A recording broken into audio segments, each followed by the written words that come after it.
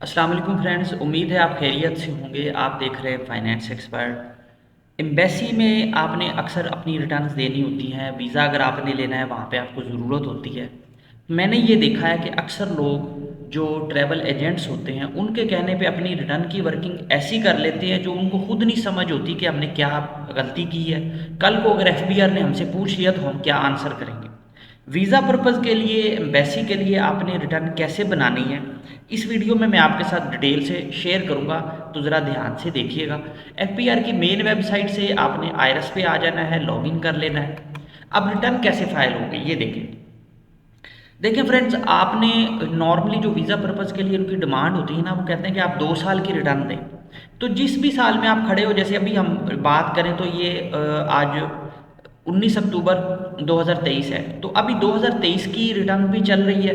तो इसका मतलब है 2 साल की रिटर्न का आपने 2 साल की देनी है, तो एक 2022 की रिटर्न आपने उनको देनी है और एक 2023 की, क्योंकि 2024 तो आगे जुलाई के बाद स्टार्ट होगा उसकी रिटर्न फाइलिंग। अभी तो 23 की चलेगी और ये 30 जून 2024 तक जो है 2023 की रिटर्न ही चलेगी और उसके साथ 2022 की। आपने अब करना क्या है, अब मैं आपको जो है ना वो कंसेप्ट दूंगा इसमें कि आपने किन चीज़ों को मद्देनज़र रखना है। आप चाहे ये रिटर्न अभी फाइल करते हो चाहे 6 महीने बाद करते हो, काम सेम ही होगा। सबसे पहले तो हम आ जाते हैं जी नॉर्मल फॉर्म रिटर्न पे। अब मैं क्योंकि ज़रा 2022 की तो फाइल की हुई है तो वो ओपन ही नहीं करेगा, मैं 2023 पे वर्किंग करके आपको बताता हूँ।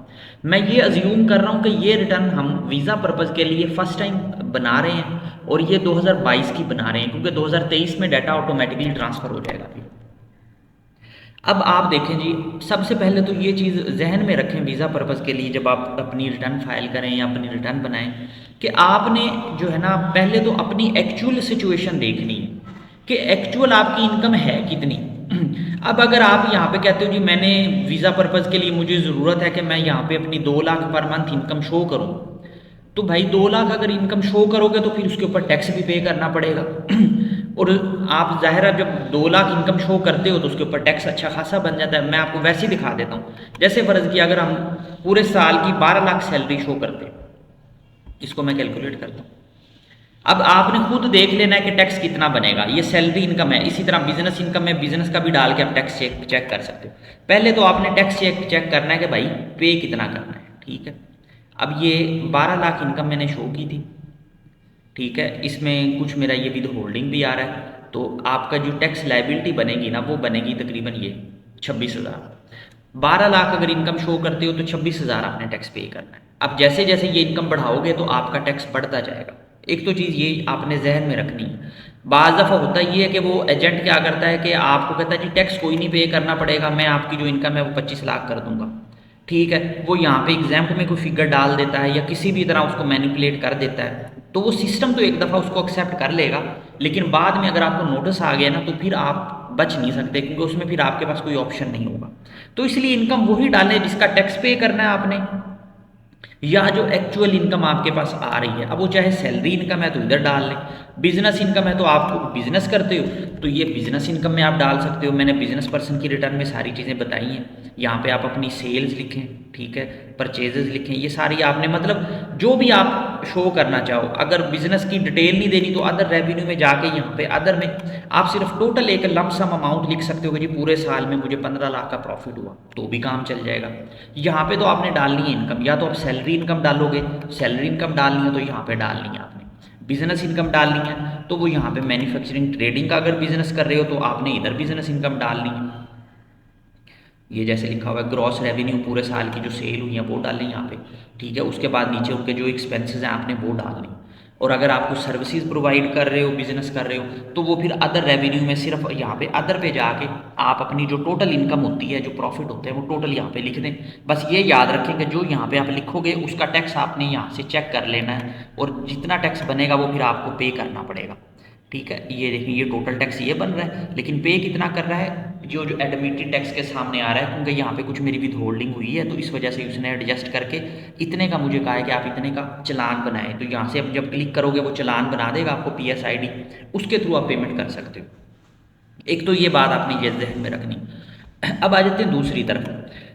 दूसरी तरफ देखें जो पर्सनल एक्सपेंस है ना आपके, उसमें आपने वन बाय वन हर चीज़ नहीं लिखनी। कोशिश करें कि लमसम एक फिगर जो है ना एक्सपेंस की अपनी इनकम के साथ जस्टिफाई करते हुए, मतलब अगर आपने 12 लाख इनकम शो किया तो एक्सपेंस अपने 5-6 लाख रख ले, ठीक है। अगर इनकम आपने 20 लाख 25 लाख शो किए तो आपने जो एक्सपेंस है वो 9-10 लाख रख लें।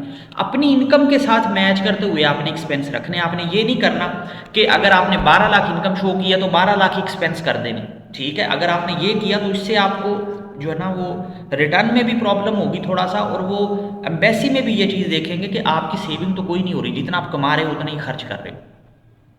तो यहाँ पे आपने लमसम एक फिगर लिख लेनी है जैसे मैंने आपको बताया।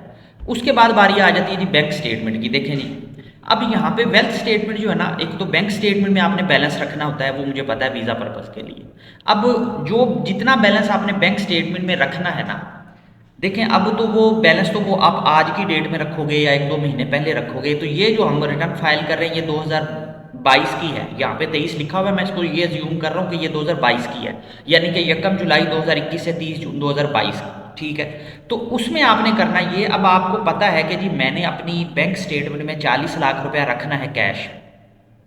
तो जब आप फर्स्ट टाइम अपनी वेल्थ स्टेटमेंट बनाओ तो फिर आपने अपनी सारी प्रॉपर्टीज डिक्लेयर करनी है यहाँ पे ऐड करके 1 बाय 1, ठीक है। और इसके साथ आपने जो अमाउंट है ना जो बैंक में रखनी है उसमें से कुछ अमाउंट, फर्ज किया मैं कहता हूँ मैंने ना अब बैंक में जो पैसे अब रखे हुए हैं वो 35 से 40 लाख है, तो उसकी रिटर्न तो आएगी अगले साल। अब उसकी बेस मैंने कैसे बनानी है, मैं यहाँ पे एनिमल में 2 मिलियन रख लेता हूँ। मैं फर्स्ट टाइम फाइलिंग कर रहा हूँ, मेरा कंसेप्ट आपने समझना है, मैं आपको कंसेप्ट दे रहा हूँ कि आपने इस तरह से वर्किंग करनी। 2 मिलियन मैंने एनिमल्स में रख लिया, कैश इन हैंड में मैंने जो है ना वो 35 लाख रख लिया। ये मैं आपको बता रहा हूँ। अब क्या होगा, जब मैं इस साल की रिटर्न पे पहुंचूंगा नेक्स्ट ईयर में, तो मैं क्या करूंगा, यहाँ से मैं ये 2 मिलियन को जीरो कर दूंगा। वो क्यों करूंगा, क्योंकि मेरे बैंक में उस वक्त यहाँ पे 40 लाख 45 लाख और 35 लाख यहाँ पे शो हो रहा होगा।